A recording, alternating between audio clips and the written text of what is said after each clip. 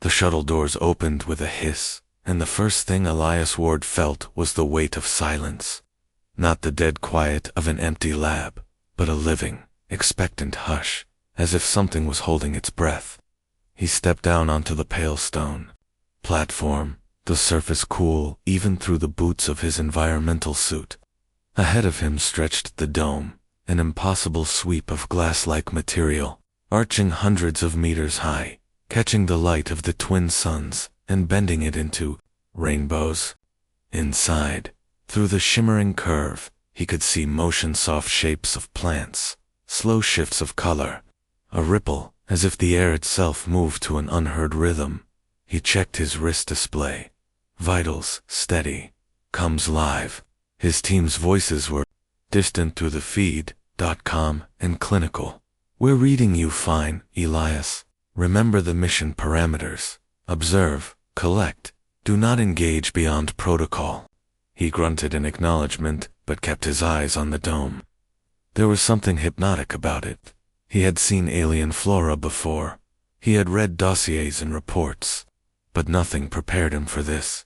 The entry gate unfolded like petals, not metal, but something smooth and alive, retracting with a whisper. When he stepped inside, the temperature shifted instantly, warm, but not stifling, like a hand placed on his chest. The air hummed faintly, a tone too soft to be sound, yet felt in his bones. He paused, watching how the ground beneath him responded. To his weight, dim points of light glowing under each step, fading as he moved. It wasn't just a habitat. It was a system responsive. Aware. Elias lifted his scanner. The familiar blue sweep passing over leaves that turned gold and violet, as if shy, under his gaze. Vines curled gently, not away, but toward him. He swallowed and spoke low, though no one but his team could hear. It's alive. All of it. Then he saw her. She stood at the far end of a clearing, framed by columns of crystalline trees. Tall, poised, skin faintly luminous, shifting like moonlight on water. Her hair, what looked like hair, fell in loose strands that shimmered silver blue with each breath. She was unarmed, unarmored, but there was nothing uncertain about the way she stood. She looked at him as though she had been waiting. Elias' throat tightened. He forced a calm he didn't feel, and stepped closer. Hello, I'm Elias Ward, xenobiologist. I mean no harm. I'm here to learn. Her lips curved slightly, not quite a smile, more like recognition. Her voice carried softly, melodic but clear, as if the dome itself carried her words. I know who you are. He froze. The accent was subtle, but the language was perfect. You speak standard. Languages are simple when you have time to listen, she said, tilting her head. And I have been listening for longer than you think. His comes buzzed with surprise from the team. He muted them, eyes never leaving hers. Something in her tone was unsettling, not hostile, but intimate, as if she had peeled back a layer he didn't know he carried. She stepped closer, and the plants shifted with her, leaves parting without touch. You came here to study, she said, watching his face with calm curiosity. But do you know that you are also being studied? A flicker of movement caught his eye. The walls of the dome dimmed, then brightened, as though responding to the moment. The hum rose slightly, almost like a breath. His pulse quickened. Studied by who? He asked carefully. She stopped a few paces away, close enough for him to see her eyes, deep, reflective, catching fragments of his face. By me, she said, and by the one who built this place. I've been watching your people for a long time. The words landed heavier than he expected. Somewhere in his earpiece, the team murmured questions, but he didn't answer. The air seemed warmer now, the hum deeper, like a heart beating somewhere beneath the ground. He tried to keep his tone steady. Why? She didn't answer right away. Instead, she gave him a quiet, knowing look and walked past him. Her movements were fluid, confident, as though she belonged to the rhythm of this living world. The dome brightened slightly with each step she took. Come, she said finally, glancing over her shoulder. There's much you think you need to learn. But first, I must see if you remember how to listen. Elias hesitated, then followed, the scanner forgotten at his side. Every nerve was awake, every instinct humming. Curiosity fought with unease. But one thing was clear: whatever this mission was supposed to be, it had just changed. The dome closed behind him with a sound that was neither mechanical nor natural. Something in between, a soft resonance that settled in his chest. Elias walked after her, each step bringing new detail. The plants along the path shifted, as if sensing his movement, bending slightly to the side, revealing the trail she wanted him to follow. The ground beneath his boots was firm, but not stone, more like woven fibers of light and root.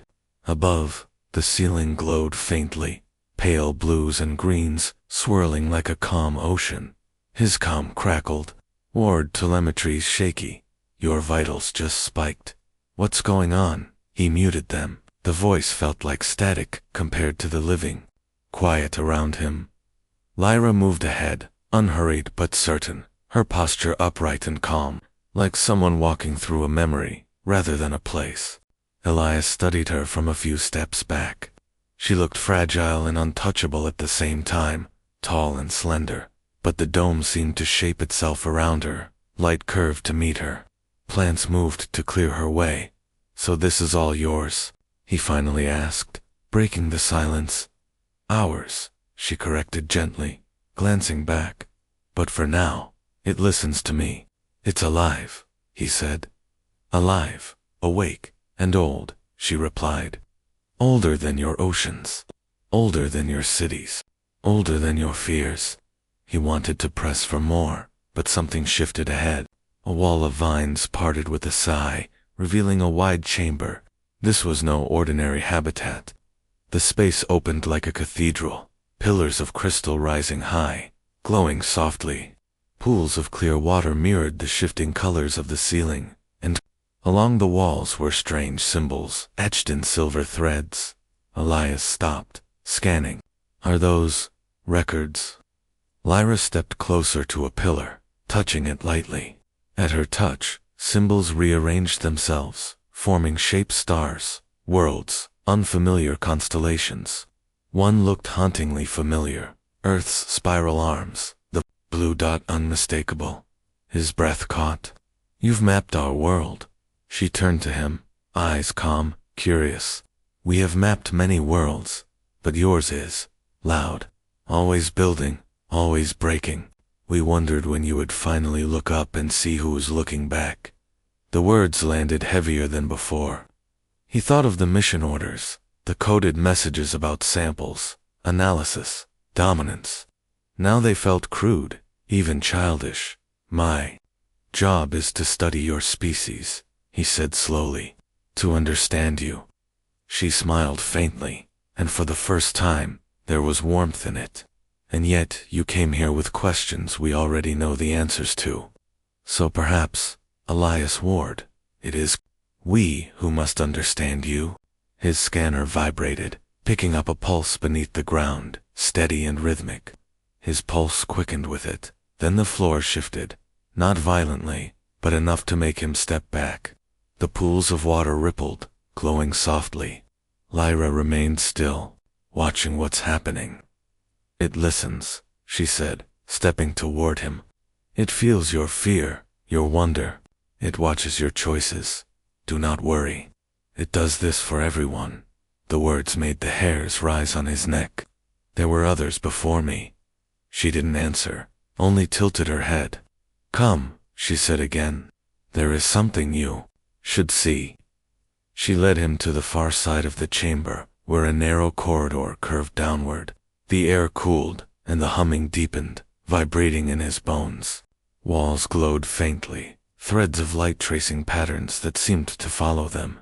He wanted to record everything but kept his scanner low. Something about this place demanded more than data demanded attention.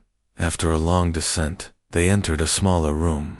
The walls were smooth, and in the center stood something unexpected, a column of translucent material, inside which floated dozens of small objects. As he stepped closer, He realized what they Widdom's unmistakably human, an old compass, its needle frozen, a strip of film showing a city skyline, a tiny shoe. Elias single quotes, his stomach tightened. How do you have these? We collect pieces of those we watch, Lyra said softly. Not to harm, but to remember. He turned to her sharply. So you've been to Earth? Her gaze didn't waver. Long before you called it Earth, the weight of it hit him. Everything about this mission suddenly felt fragile.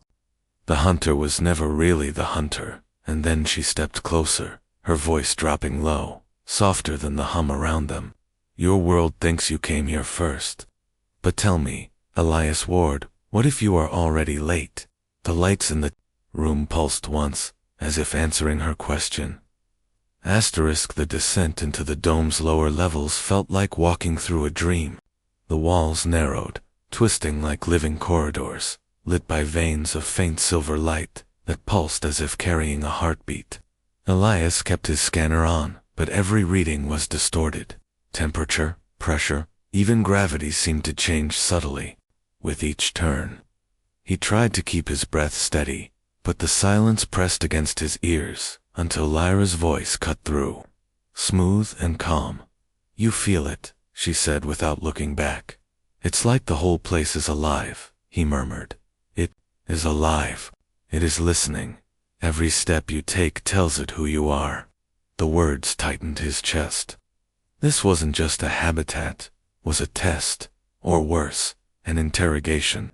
And yet, there was something magnetic about it, something that made him want to keep walking. At last, the tunnel widened into a vast underground hall. The ceiling stretched high, strung with tendrils of luminous vines that swayed, though there was no wind. Pools of crystal water dotted the floor, and in the center stood an enormous pillar of translucent material, spinning slowly, its surface covered in thousands of moving symbols. Lyra stopped at its base and placed her hand on it. The pillar answered with a ripple of light, images blooming in its surface like drops in still water. Elias stepped closer, and his breath caught. He saw Earth, not, as he knew it, from satellite feeds, but in strange perspectives, oceans, shifting in brilliant blue, mountains breathing clouds, human cities like tiny sparks in darkness. Then it changed. Old coastlines, green forests, where he knew there were none. Strange creatures roaming lands that no longer existed. You've been watching us for centuries, he said, his voice thin. Not centuries, she corrected softly. Longer. The images shifted again, figures, not human, but vaguely familiar, standing on plains that could have been early Earth. One figure carried something small, a round object that gleamed faintly, like a seed.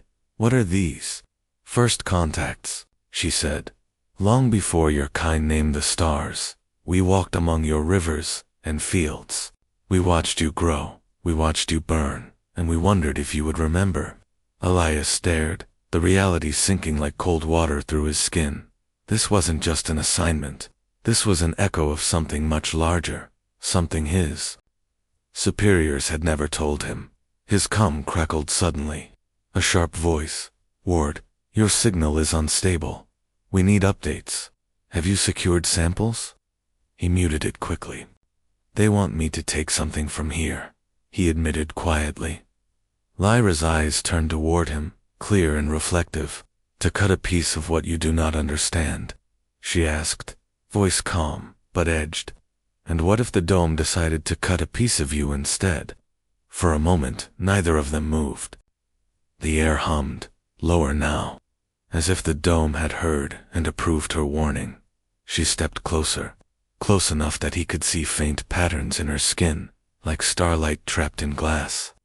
You came here believing you were the Watcher, she said gently. But here, Elias Ward, every word, every thought, every flicker of your eyes is known. His heartbeat jumped. The thought of being observed that intimately, that completely, was unsettling. And yet, when she said his name, it felt less like a threat and more like an invitation. He forced a shaky smile. So I'm the experiment, not the only one, she replied. She turned away, leading him to a side alcove. Here the dome's floor opened into shallow channels, flowing with liquid light. Along the walls were carvings, soft glowing grooves that told stories. In one, a tall alien figure stood beside a smaller human figure. In another, two species exchanged objects under a glowing tree. Elias reached out, running a hand near the carvings, but not touching. This isn't just history, is it? This is memory. Lyra gave a single nod. You call it memory. We call it proof. Before he could ask more, the dome shifted again. A low tone, deep and resonant, filled the hall. Lyra stiffened, her calm composure sharpening. What is that? Elias asked quickly. The others are restless, she said. They feel your people's noise. Others. She turned to him fully, her expression unreadable. Did you think I was the only one here? The tone grew louder, vibrating through the floor. Something stirred beyond the edges of the chamber, shadows moving, shapes rising from the water, tall and faintly luminous. Elias backed a step instinctively, but Lyra's hand lifted, steady and calm. Do not run, she said. They do not trust easily, but they trust me. Figures emerged, 3, maybe 4, taller than Lyra, with patterns glowing faintly across their forms. Their faces were unreadable, their movements deliberate, but their attention fixed on him. You brought me here to meet them, he whispered. They wanted to see the human who stepped into our heart without fear. She replied softly. The nearest figure tilted its head. Then a sound, not words but something between music and speech, filled the air. Lyra listened, then translated. They ask if you have come to learn or to take. Elias swallowed hard. Tell them I came to listen first. The figure stood still, the dome humming quietly around them, like it was holding its breath. Lyra's expression softened, and for the first time, she looked almost proud. Then you may stay, she said. For now. The moment the taller figures melted back into the shifting shadows, the dome seemed to breathe again, a long, steady exhale that softened the humming walls. Elias stood very still, his pulse thudding in his ears. The encounter left him with more questions than answers, but the weight of what had just happened pressed on him. He was the first human to stand here, the first to look into eyes that had watched his species before history itself. Lyra waited, calm as always, but there was a new edge in her presence now, a quiet gravity. She moved closer, and her voice lowered, as though speaking to the dome as much as to him. They will not appear again unless they believe you are ready. You must earn that. Elias let out a shaky laugh. Earn trust from a species we barely understand, inside a place that feels like it's reading my mind. No pressure. Her lips curved faintly. Your humor hides your fear, but it will help you here.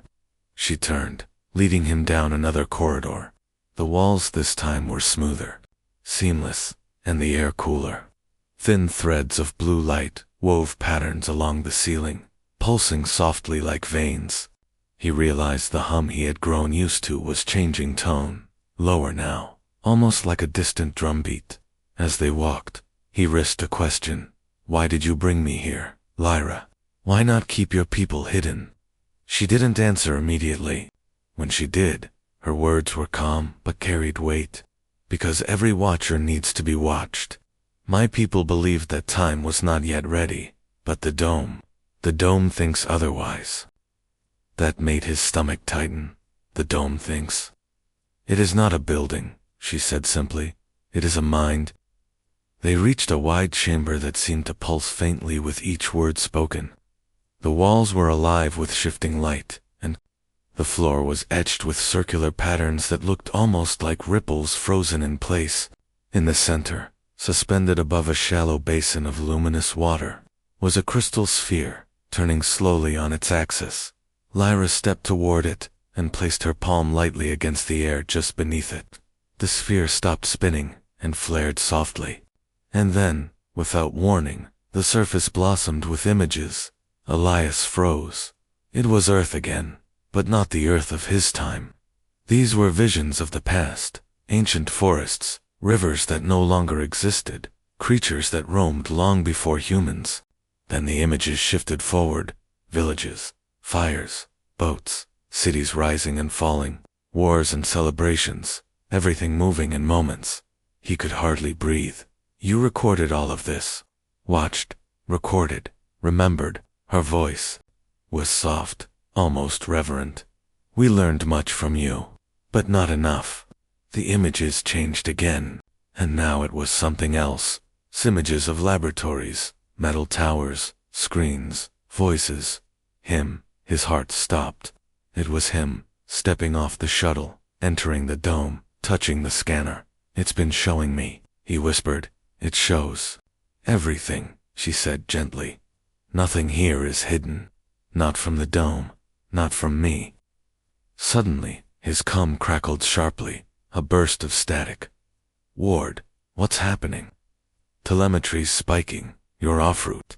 Return to entry point. Immediately. Do you copy? He muted it quickly, pulse racing. They're getting nervous, he said. Your people, Lyra said, stepping closer, fear what they do not control. The dome feels it.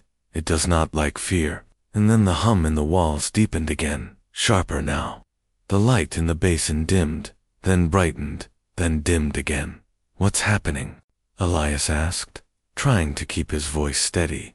Lyra's calm faltered just slightly, her eyes flicking to the sphere. Something is listening. Something beyond me. Beyond you. There are levels even I cannot touch. The dome has layers of things older than my kind. Sometimes it wakes. The ground shifted, just slightly, enough to make the water ripple. A faint vibration moved through the floor like a distant footstep. We need to move, she said suddenly. Why? What is it? The dome wants to show you something, but it also wants to see how you react. They hurried along a narrow corridor, this one sloping downward. The hum grew louder, vibrating in his bones. The air warmed, heavy with a faint, metallic scent. Elias kept glancing at her profile, composed, but her jaw tight. Lyra, he said quietly, are we safe?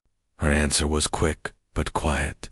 Safety is a word your kind uses when you think you are in control. You are not. The corridor opened into a cavern unlike anything he'd seen before. It was vast, the ceiling lost in shadow, the walls lined with great vertical panels like mirrors. But they weren't mirrors, they were screens, glowing faintly with images that shifted as he moved. He stepped closer, and his breath caught. The panels were showing faces, human faces, hundreds, thousands, some old, some young, some blurred by time, all staring outward. He stumbled back, his voice barely above a whisper. What is this? Lyra's gaze was steady. The dome remembers all who have entered, all who tried. Not everyone left. There were others, not many, not ready. He stared at the faces, feeling an ache of unease. What happened to them? She didn't answer. Instead, she looked at him with something like pity. That depends on what you will choose to do next. Her words echoed in the vastness, and the faces on the walls seemed to shift, turning toward him as if they too waited for his answer. Asterisk. The faces seemed to breathe with the glow of the panels, each one alive with a strange, silent presence. Elias could not shake the feeling that every pair of eyes followed him. Some were human, others almost human. There were slight differences, features, unusual markings, pupils reflecting faint light. The longer he stared, the more he sensed these were not just records. They felt like watchers, caught between memory and something active, like waiting spirits trapped in glass. Lyra single quotes S calm voice pulled him back. This is the gallery, she said, stepping forward. It remembers every life that entered the dome, every thought, every fear, every betrayal. He swallowed. You mean they died here? Not all, she replied softly. Some left. Most did not. A chill moved down his spine. What happened to the ones who didn't leave? She turned to him, her face unreadable. They became part of the memory. The dome keeps what it trusts, and what it cannot trust, it buries. The words hung heavy between them. Elias forced himself to steady his breath. He had been in hostile zones before, had seen things that twisted his nerves, but this felt different. It was intimate, almost personal. The panels flickered. One face grew brighter, young man with tired eyes and a half-smile, wearing an Earth insignia on his collar. Elias stepped closer, feeling his skin tighten. Who was he? Someone like you, Lyra said quietly. He thought he was here to study. He did not understand that the study looked back. The hum around them deepened. Sharper, like a slow drumbeat under the floor. The air thickened, warm and metallic. Suddenly his cum buzzed with a burst of static, and a voice barked. Ward, report now. Your vitals are unstable. Drones are prepping for breach if you do not respond. He muted it instantly, heart pounding. They're getting ready to force entry. Lyra's expression hardened, the calm lines of her face sharpening. They will regret it. The dome does not like intrusions. Not even mine could stop it if it feels threatened. He turned to her, his mind racing. Then I need to stop them. Let me send a message. No, she interrupted firmly. To the dome, a message is just noise. Trust is quiet. The hum grew louder, and suddenly the panels flickered again. New images bloomed on faces, but scenes. Earth cities lit like veins in the night, forests burning, oceans swelling. Then, closer labs, conference rooms, the outlines of soldiers preparing weapons. Elias felt the breath leave his lungs. It's showing us my world. It's predicting, not predicting, Lyra said, remembering. We saw your wars, long before you named them. We saw your fires before you thought yourselves powerful. This is why the dome waits. It needs to know if you are different. Different from what? He asked. From yourselves. Before he could respond, the ground shifted. The vibration climbed up through his boots, a long, low tremor. Lights flared in the panels, the faces dimmed, and a new sound rolled through. The cavern, deep and resonant. Lyra's skull broke for the first time. She looked upward, eyes alert. It wakes, she said softly. What does that mean? Another layer, she said, stepping closer to him. Something old is listening now. It feels your people's machines coming closer. It feels their impatience.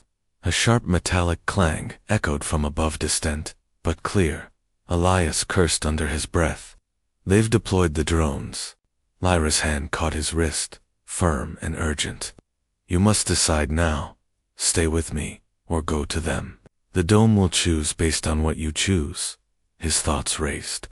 Training told him to secure samples, return, survive. Instinct told him. Something larger was happening, something his orders had no language for. He met her eyes. If I stay, her gaze softened, then it will open its true heart to you, but it will also close to them, and they will not forgive you. The tremor grew stronger. A soft crack split the far wall, releasing a slow cascade of glowing dust. Behind it, faint shapes moved tall, indistinct, like memories given form. Lyra, he said, voice tight. What's behind that wall? Truth, she whispered.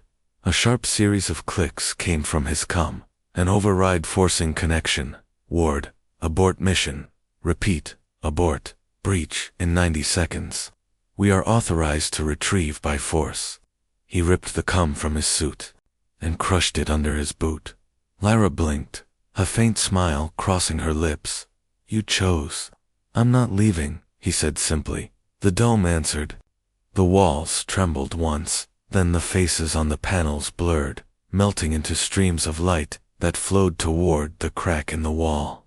It widened slowly, like a mouth opening, and a soft glow spilled into the cavern. Lyra stepped ahead of him, her hand brushing briefly against his light, but electric. Come, she said. The heart will not wait forever. They moved together toward the opening, the hum swelling into something almost like a song. Behind them, the echoes of metal and machines drew closer. Ahead, the unknown glowed brighter, and somewhere between the threat and the promise, Elias realized he was no longer a scientist taking notes. He was a witness.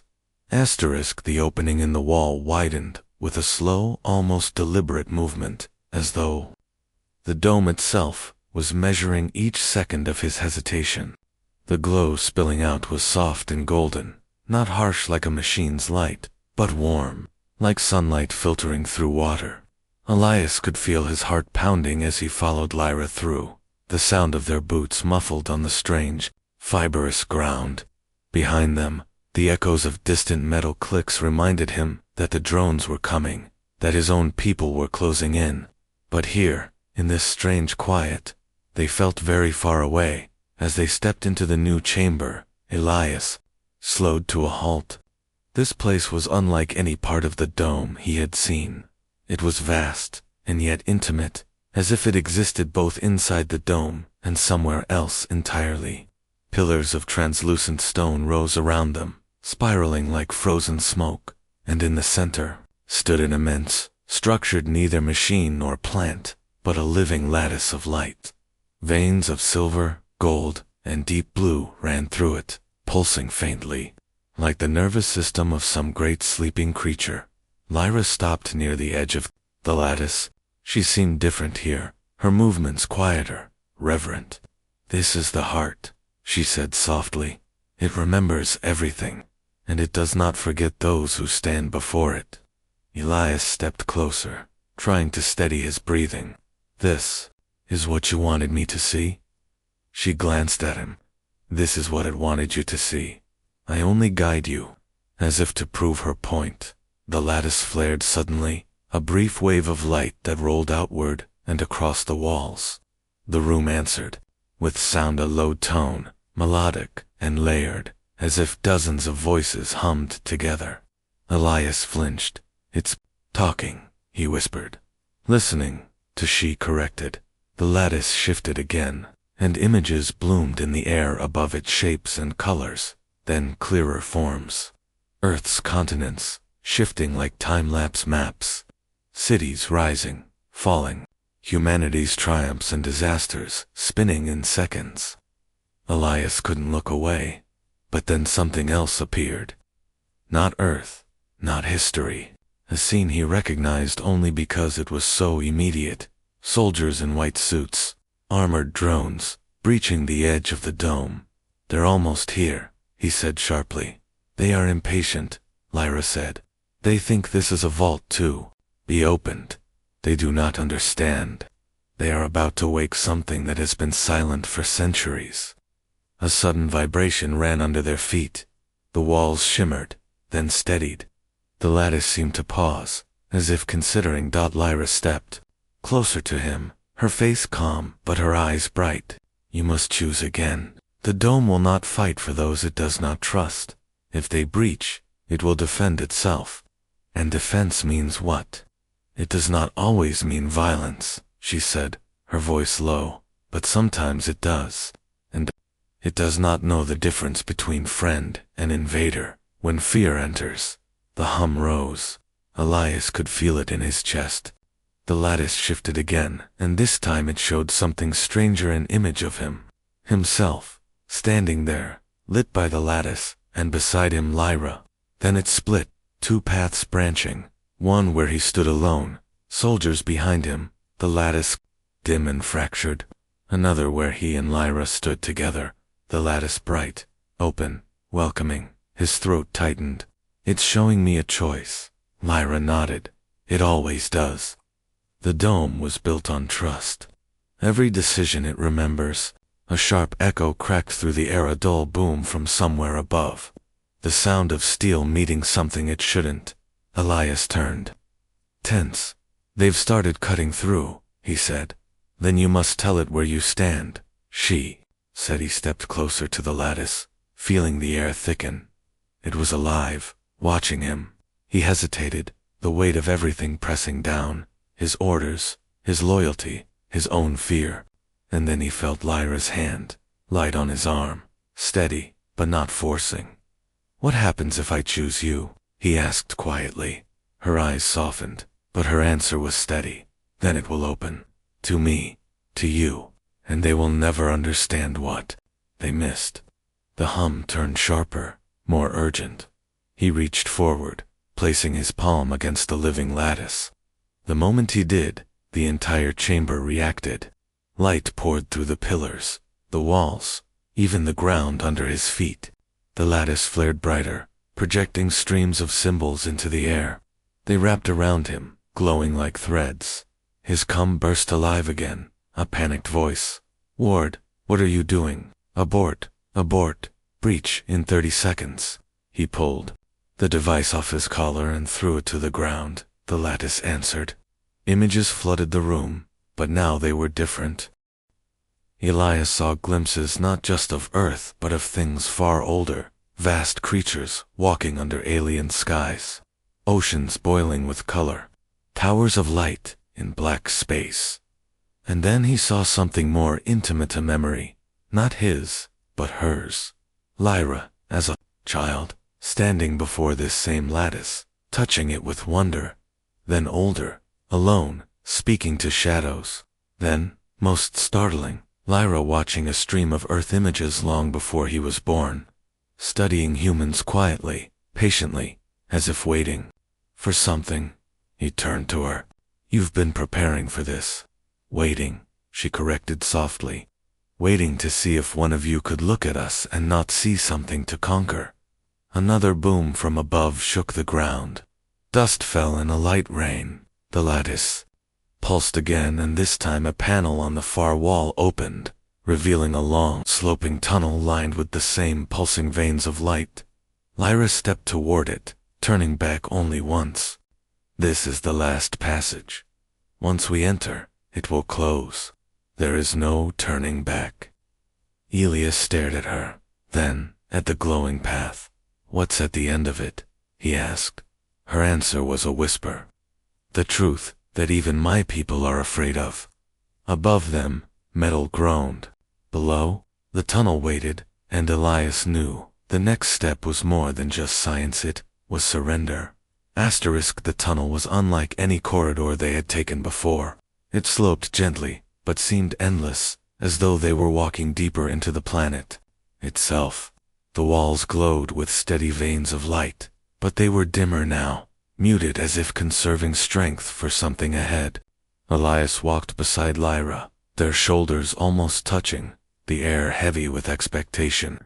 He could still hear faint metallic booms above, echoes of his own people, trying to force their way in. But here the sound seemed distant, swallowed by the dome's living walls. Neither spoke for some time. Elias studied her profile in the soft glow, the calm on her face, the quiet gravity in her steps. She was unshaken, but there was something new in her ease, attention she tried to hide. Finally, he broke the silence. "You've known this place all your life, but you seem cautious." "This is where the known ends," she said softly. "This is where even my people hesitate. The heart showed us much, but what waits here is older.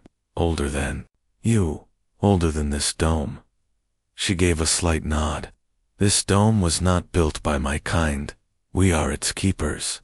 But we were not its first students." That admission struck him harder than he expected. "Then who built it?" She looked at him, eyes glinting faintly. "Maybe you will see. Maybe it will choose to show you." The tunnel opened suddenly into a cavern so vast it took his breath. The ceiling arched high, invisible in the shadows, and the floor stretched out in terraces of dark, glassy stone. But at the center stood something extraordinary, a sphere, enormous and weightless, floating just above the ground. Its surface shimmered like water and stars combined, shifting constantly, never the same twice. Lyra slowed, her voice quiet. "This is the keeper, a machine, more than that, a witness, a memory, a judge." As they stepped closer, the sphere reacted. Light rippled across its surface, and then it changed. Images formed, first faint, then sharper. Elias saw faces, thousands of them, human and not. Wars, laughter, inventions, ruins. And then the images slowed to one moment. A single man, standing. In this very place. Himself. He froze. It's showing me. It's showing what it sees in you, she said. The sphere brightened. The image is shifting faster now. Not just him but his choices, muting his calm. Walking deeper, standing with her instead of running. Then the images split. One branch. A scene of soldiers storming in. The dome closing. Everything going dark. Another branch, brighter, showing him and Lyra stepping into a vast unknown together. The sphere's surface rippled again, and something changed. A sound filled the cavern, a hum, but a layered voice, countless tones woven together.